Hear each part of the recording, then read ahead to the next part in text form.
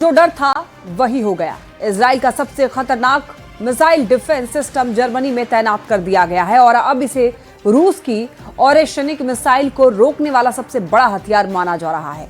Putin को सब मालूम है। सवाल है कि अब वो इजराइल को लेकर क्या कोई बड़ा फैसला करने वाले हैं, जिसका सबसे बड़ा फायदा ईरान को होगा।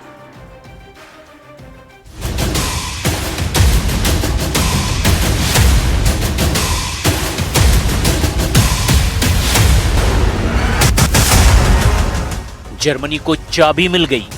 पुतिन के दुश्मन को यह चाबी इजराइल ने सौंपी है।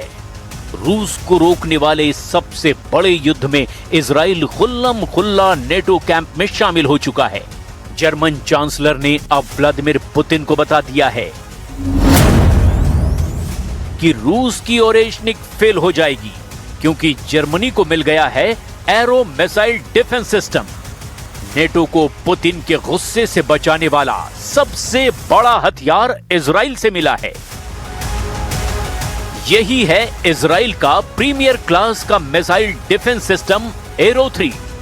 जर्मनी ने इसे इजराइल से खरीदा है और अब एरो 3 को रूस से बचने की सबसे बड़ी गारंटी माना जा रहा है। सवाल है कि क्या यह मुमकिन है? एरो 3 डिफेंस सिस्टम के बारे में दावा किया जा रहा है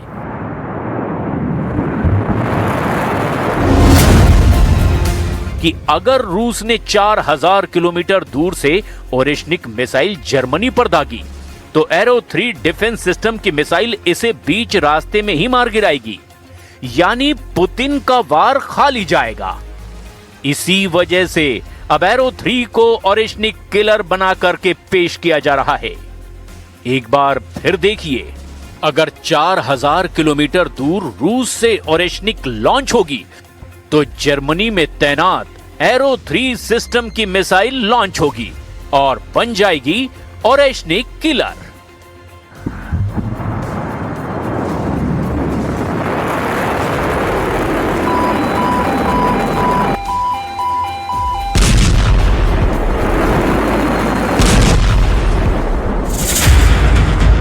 जर्मनी के चांसलर फ्रेडरिक मर्ज इसी डिफेंस सिस्टम के लिए बेंजामिन नेतन्याहू को शुक्रिया कहने इजराइल पहुंच गए। पुतिन की मिसाइल के खिलाफ एरो 3 ही सबसे बड़ी दवा है, इसका एहसास मर्ज को हो गया है। जर्मनी की राजधानी बर्लिन से 100 किलोमीटर दक्षिण में है शुनेवेलहेड मिलिट्री बेस। यहां एरो को तैनात किया गया है, यानी कैपिटल बर्लिन को बचाने का इंतजाम कर लिया गया है। This protects not only Germany, but also NATO command structures and reinforcement corridors on German soil, both essential to the alliance.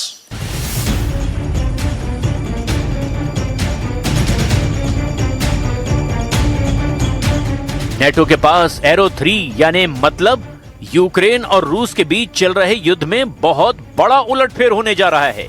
इसमें कोई शक नहीं कि यूक्रेन के आगे मोर्चा पुतिन वर्सेस नेटो का बन चुका है। इस जंग के धमाके अब और बड़े और ज्यादा खतरनाक होने जा रहे हैं, क्योंकि इस युद्ध में दो और देशों ने, एक तरफ पुतिन और दूसरी तरफ यूरोप को बहुत बड़ी फायर पावर से लैस कर दिया है।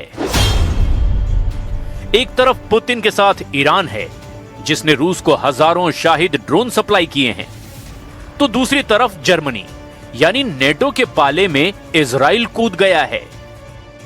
जर्मनी में इजराइल का बहुत ही खतरनाक missile defence system arrow 3 missile defence system तैनात हो चुका है। Despite occasional political disagreements, military and technological cooperation is the foundation of our strategic partnership, which will only continue to grow in the years ahead. I also welcome the removal of the arms embargo on various components. Such an act should never have been imposed on an ally fighting murderous Islamic terror. Israel ने Germany को arrow 3 system तो दे दिया, लेकिन Germany के पास और कौन-कौन से ऐसे एयर और मिसाइल डिफेंस सिस्टम हैं जो उसे पुतिन के आसमानी अटैक से बचा सकते हैं?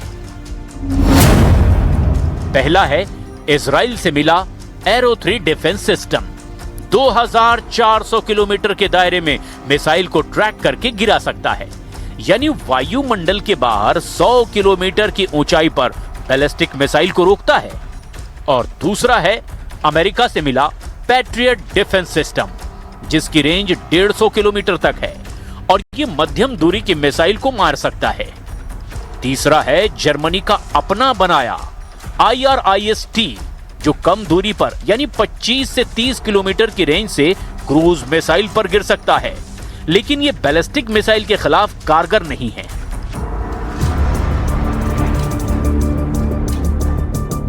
रूस और इजराइल के रिश्ते ठीक ठाक हैं, लेकिन पुतिन को यह भी मालूम है कि नेतन्याहू का झुकाव अमेरिका की तरफ है, यानी नेटो की तरफ। अब जर्मनी को खुल्लम खुल्ला हथियार देने का मतलब है कि इजराइल पुतिन की राह में बड़ी रुकावट बन चुका है। वैसे नेतन्याहू अब भी यूरोप जाने से बच रहे हैं, क्योंकि अंतर्राष्ट्रीय कोर्ट ने उनके खिलाफ युद्ध अपराध के केस में गिरफ्तारी वारंट जारी किया हुआ है। Wir haben über die Frage einer möglichen Reise von Premierminister Netanyahu nach Deutschland nicht gesprochen. Dafür gibt es im Augenblick auch keine Veranlassung, darüber zu sprechen. Wenn es die Zeit erlaubt, dann würde ich gegebenenfalls eine solche Einladung aussprechen. Aber das ist zum jetzigen Zeitpunkt für uns beide kein Thema. लेकिन रूस को लाल आंख दिखाकर Friedrich Merz साफ साफ कह चुके हैं। जर्मनी बोल रहा है कि तुम कितने यूक्रेन मारोगे, यूरोप के हर देश से ज़ेलेंस्की निकलेगा। यानी पुतिन को रोकने के लिए जर्मनी ने ज़ेलेंस्की वाला दम दिखाना शुरू कर दिया है। इस वक्त यूरोप या कहें कि नेटो और रूस के बीच तनाव बहुत ज्यादा है।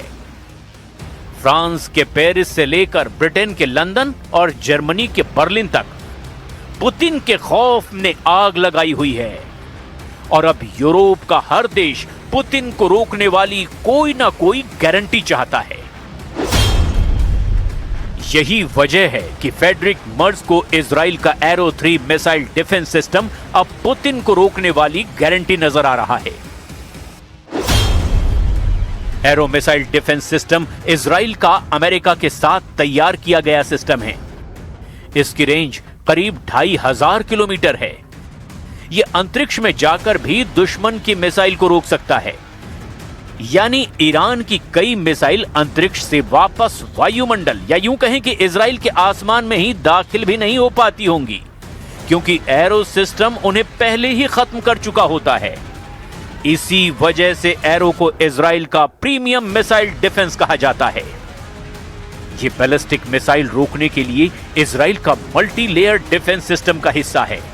जब तक नौबत डेविड स्लिंग या फिर आयरन डोम की आती है, उससे पहले ही एरो मिसाइल डिफेंस सिस्टम अपने टारगेट को अंतरिक्ष में खत्म कर चुका होता है।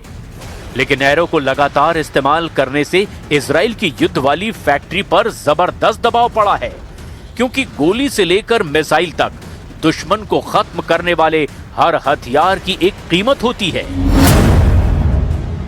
एरो सिस्टम की एक मिसाइल की कीमत $30 लाख है, यानी 26 करोड़ रुपए।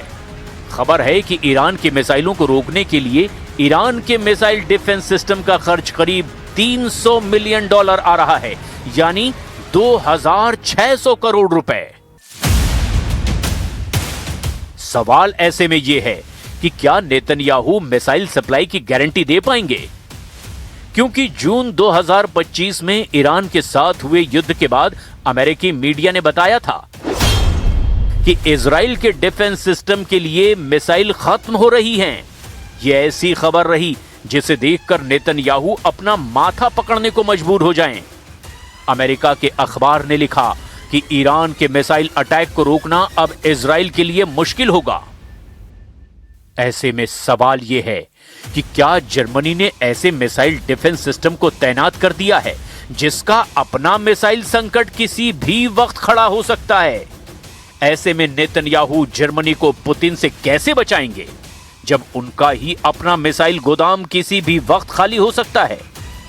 ये तो ऐसा वक्त है जब ईरान और इजराइल के बीच युद्ध का सायरन लगातार बज रहा है। वहीं इजराइल और लेबनान का बॉर्डर एक्टिव हो गया है।